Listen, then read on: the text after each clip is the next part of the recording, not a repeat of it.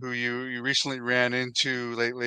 Vince McMahon, who you recently ran into lately. I mean, he just came up with a pretty good statement of defense and requests to have this thing moved to arbitration, but we won't get into that because we'll let the courts decide that. But just from your interactions with him. Um, my interaction with Vince, and again, there's another insert in my book about my relationship with Vince. It's the vast majority is very, very positive.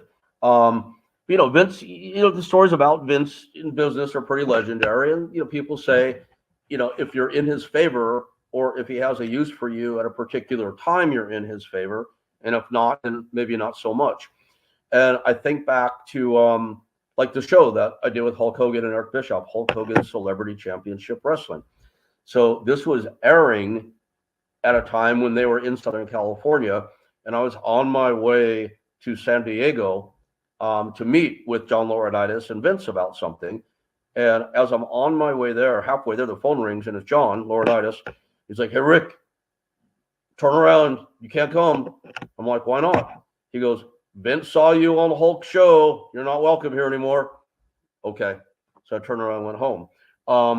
I had a couple of those experiences, but those were the exception and not the rule. Vince was always great to me, always respectful, always nice, always appreciative. Over the years, 43 people that had never been in a wrestling ring before stepped in a ring first at UPW and then went through UPW to WWE, WWF. That's a record that'll probably never be equaled again, even though they give development deals out way more easily these days. And the entire company was always appreciative of that, Vince being one of them. And one of my favorite Vince stories, I think I signed a contract a long time ago, or maybe I wasn't supposed to talk about this, but hopefully the statute of limitations has expired and I don't get in trouble. So here goes.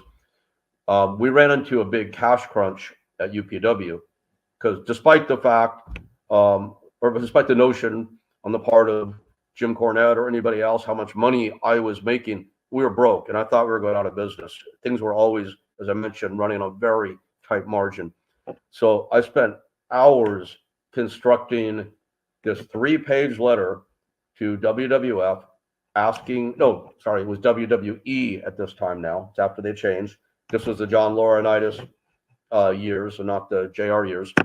Writing this 3-page letter asking them for a loan. And I spent hours on this thing. So I get a 1-line email back pretty quickly, and it's from John Laurinaitis. And it says, "How much do you need?" Because even though I spent hours writing it in 3 pages, I didn't put the request for the dollar figure. So I wrote back that, like another page letter answering that we needed $75,000. So not long after John calls me now, it's not an email, he calls me.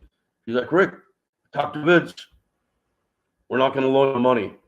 I'm like, "Oh, fuck, we're in big trouble. I really thought this would be the one. This could save us.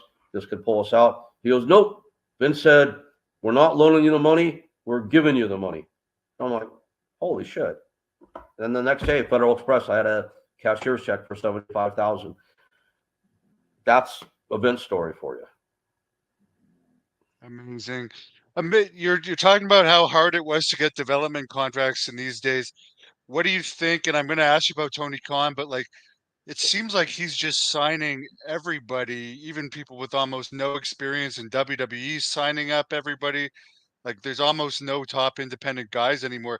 Would you ever have imagined, like back when it was only WWE and to a very, very lesser extent TNA, that now there's like 2 companies giving out tons of contracts, and then you still have at a lesser extent Impact, NWA, and MLW, and New Japan as well. Yeah. No, I wouldn't have foreseen this